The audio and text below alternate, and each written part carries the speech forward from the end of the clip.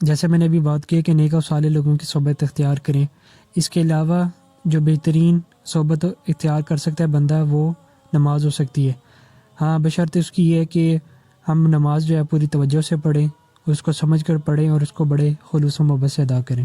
کیونکہ قرآن مجید میں اللہ تعالیٰ کا فرمان ہے سورہ بقرہ آیات 152 میں،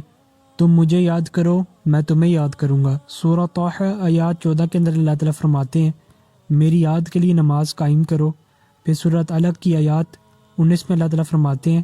سجدہ کرو اور میرے قریب ہو جاؤ۔ نماز کی بنیاد اللہ کی اپنے بندوں کے ساتھ بے پناہ محبت ہے، اور اللہ تعالیٰ اس بات کے منتظر ہوتے ہیں کہ اس کا بندہ جو ہے نماز کے ذریعے ملاقات کرے اور سجدہ کرتے ہوئے اس کے قریب ہو جائے۔ جب آپ اللہ کی بارگاہ میں بڑی عاجزی سے اور محبت سے سجدہ ریز ہوتے ہیں، اس سجدہ ریز کی وجہ سے آپ اللہ تعالیٰ کا قرب حاصل کرتے ہیں، اس لیے تو نماز کو مومن کی معراج کہا گیا ہے۔ اور ابتدا میں اللہ تعالیٰ نے 50 نمازیں فرض کی تاکہ اللہ کے جو بندے ہیں کبھی بھی اللہ کی نظروں سے اوجھل نہ ہو۔ تو حضرت موسیٰ علیہ السلام نے رسول کریم صلی اللہ علیہ وسلم سے کہا کہ آپ صلی اللہ علیہ وسلم کی امت اتنی نمازوں کی بار کو برداشت نہ کر سکے گی۔ صحیح حدیث میں ہے کہ اللہ تعالیٰ نے نمازیں تو 5 کر دی لیکن ان کا اجر و ثواب 50 نمازوں کے برابر کر دی ہے۔ یہاں سوچنے کی بات ہے اگر بندہ ایک نماز چھوڑتا ہے تو وہ 50 نمازوں کا ثواب جو ہے وہ چھوڑ ہے۔ اگر کوئی شخص اللہ کی محبت کا فائدہ نہیں اٹھاتا نماز کے ذریعے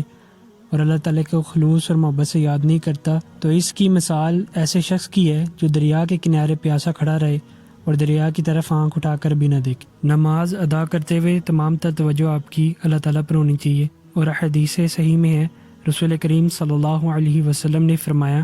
کہ جب آپ نماز پڑھیں تو یہ تصور رکھیں کہ آپ ایک عظیم الشان شہنشاہ کے دربار میں کھڑے ہیں جو آپ کو دیکھ رہا ہے۔ نماز میں جو الفاظ ادا کریں ضروری ہے کہ دل ان کی تصدیق کرے، تصور میں خانہ کعبہ اور ذہن عرش عظیم پر ہو، رکوع اور سجود اطمینان سے ادا کریں، یعنی رکوع کرتے وقت اللہ تعالیٰ کی بارگاہ میں اس نیت سے جھک جائیں کہ آپ نے ہمیشہ اپنے خالق کی فرمانبردار بندے بن کر رہنا ہے۔ سجدہ کرتے وقت اپنی قسمت پر ناز کریں کہ آپ کو اللہ تعالیٰ کی قربت نصیب ہو رہی ہے۔ صحیح حدیث میں ہی ہے آپ صلی اللہ علیہ وسلم نے نماز کا ذکر کرتے ہوئے فرمایا کہ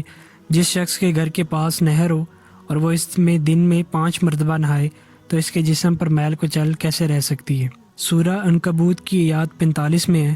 بے شک نماز بے حیائی اور بری باتوں سے روکتی ہے۔ جب آپ بڑی توجہ سے رکوع، سجود اور قیام کرتے ہیں تو آپ پورا وقت اپنے پروردگار کی صحبت میں ہوتے ہیں۔ یہ ایسی صحبت ہے جس میں اللہ تعالیٰ اپنی رحمت نازل فرماتا ہے، اور یہ رحمتیں بہت پرخلوص محبت اور شفقت سے بھری ہوتی ہیں،